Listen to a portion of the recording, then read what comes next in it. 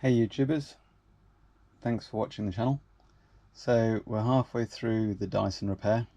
I've already done the teardown and got it to this point. You'll have to watch the rest of the video for the reassembly and we'll see how we go with that. But this is really the main point that we're looking at, which is the wheel and the axle. And I've just put a little pin through there, a little bolt, and the stub that's broken off.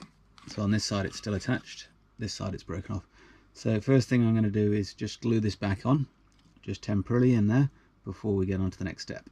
So I'll show you that later, but let's get this glue on here, and I'm just going to use this little bolt and nut just to tighten it up and get it pulled together. So I'm happy with that.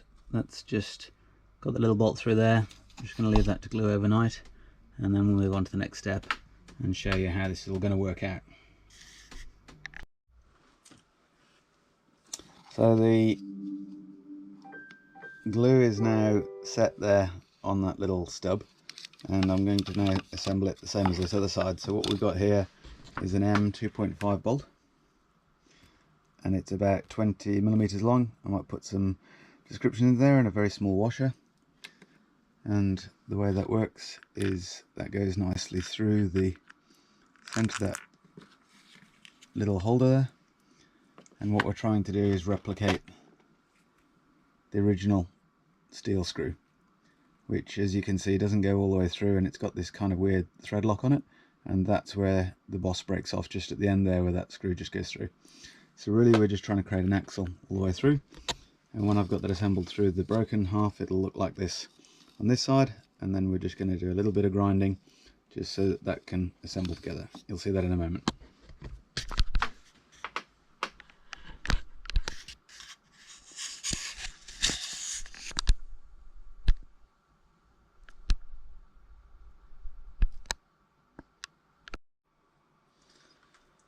So I've now ground those pins back, those two bolts, and there is just enough clearance, it's really tight, for the tube to go through the middle there. So I'm just going to glue those in place, because unfortunately you can't reassemble this without taking the wheels off. You can't take the wheels off without taking the screws out, or the pins in this case, and you can't get these nuts on the inside without having the pin in place and doing it. One thing that did work out well for me is while I was grinding these, they heated up, and you can see that one sunk in quite a bit, and this one sunk in just a little bit into the plastic. So hopefully we'll get some glue on there. I've got some nice acrylic glue that should melt and hold that all together, and then we might just need to grind it back a little bit and then get this reassembled. So I've got that glue on nicely now. Just going to let that set before taking the bolts out and starting the reassembly. So we're well on the way for the reassembly now, and I just want to point a few things out just to make your lives easier. So I've got the pivot bolts in here in both sides, and what worked out for me is by leaving these screws in and keeping those nuts captive, I could get the first step is to take the output tube, put the center tube in there and clip on the cable protector. So the way to get this out for the future is put the screwdriver in here, not in here, and that slides forward and then pops up at the top. And then once I've got that together and threaded the cables around, the real trick here is just to take this little rubber clip out of the cables if you're doing the disassembly. This just pops up. It's a molded, sorry doing that one-handed, it's a molded little rubber bung that goes on the clip there, and then to get the outer tube off, you put the cables down the middle, down there, and slide that forward towards the camera. That's the way to get that ring off, and then reassembly just the same, pushing it back on. So now I've got that set together, I can get the whole head together, and you can see now that those screws, whilst they're tight in there and they are just catching a little bit on the tube, so those little marks, there should be enough clearance for those. So I'll get these tightened up, I'll get the wheels put back on, and then I'll get the head assembled and we'll see how we go. Okay, so around the halfway point now.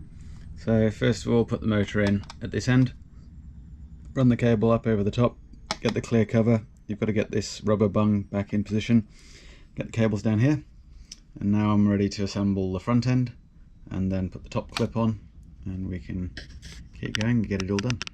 So I did have a bit of trouble with this end. It's important to get the motor clipped in correctly and the cables running over the back. Then I got this top cover on and fitted that on both ends. You can see the cable goes correctly. I can't lift this up now because the screws aren't in. And then the front edge, just make sure that clips in down into the hood there, and you'll be good to go. So now we're just ready to get most of the screws in and get the rubber strip on the back, and we're done. Just a quick note on the screw length. You'll find you've got 6 short screws, a pair of long screws and 6 long screws. So where they go is long, long, long, long. That's the 4, 5 and 6 in the back here, 7 and 8 down the side of the housing. I've got 1 small screw left to go, which I'll show you at the end, and then all of these small screws hold this rubber housing on. So you've got the 1, 2, 3, 4, 5, 6. Okay, let's get those together and I'll show the last screw. So the last screw you'll find is underneath the label. I prefer to pull it out from this end so that you can stick it back on, and that one's just securing the head. Let me get my screwdriver out the way. Securing that last part of the head joint.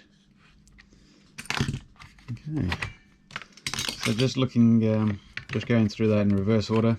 If you do want to try this fix, then I'd recommend you take off this rubber seal first. That's 6 screws. Start with these 2 on the end and then 4 across the middle. Then I'd take out all of the major screws on the head, which is these 4 across the front, these 2 on the shoulder, and this one in the middle here, and then slowly make the disassembly, same as I showed the reassembly. And I didn't take the motor off the connectors. Some people take these connectors off and pull these out, but that is a little tricky to do, so I just kept that on, kept it with the joint, kept everything through. And whilst I've got a little bit of notchiness there from that screw, those 2 screws, I think in daily use we'll see how we go. I might report back in the comments and tell you how that all went. The only thing I've got so far is these little scratches. But the main point is I now have 2 steel axles. I'll just tighten those up. I use these M2.5s. I'll put a description of the bolts in the description, and you can see hopefully that those are quite tight, and hopefully my wheels never fall off. Okay, thank you for watching. Hope that was helpful. Hope somebody gives it a go and lets me know what you think of the instructions, and good luck with your Dyson head. This replacement, which I got under warranty, but I'm sure it won't be out of warranty, it'll be out of warranty soon, was 180 Australian. So I'll put a conversion of that into the US and GBP. Thanks for watching, and see you soon.